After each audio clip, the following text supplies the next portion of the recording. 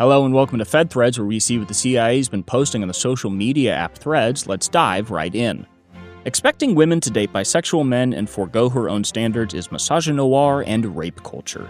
So as a bisexual man and a stand-up comedian who talks to a lot of people and tells that I'm bisexual, I have noticed a significant rise in the normalization of homophobia, and how many homophobes try and shield their homophobia with words like standards, or belief systems, or traditional values.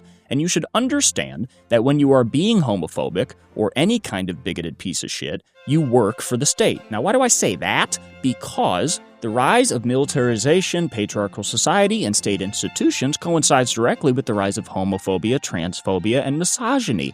Why? Because the state wants us all to be straight, all to be subservient to daddy, and to make more and more babies to die in wars and work in factories. And homosexual and trans identities do not fit well into a hierarchical, patriarchal power structure. If the state had it their way, I and all other queer people would be fucking dead.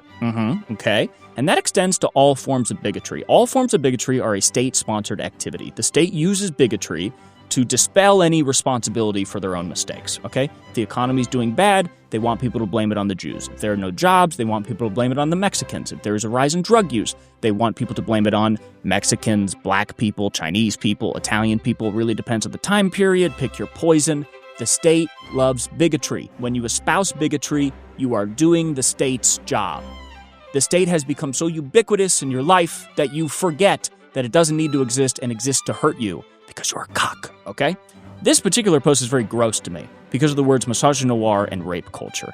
Because you are implicating your entire gender and your entire race in your own bigoted beliefs. Now, why do I say bigoted beliefs? Because your standard for dating cannot exclude an entire group of people based on unfounded and bigoted stereotypes. You can't say all bisexual men have AIDS and are promiscuous. That is unfounded.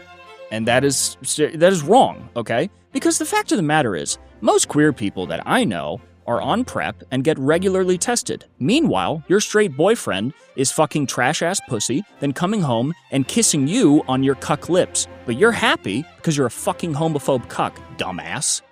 So just do some fucking thinking.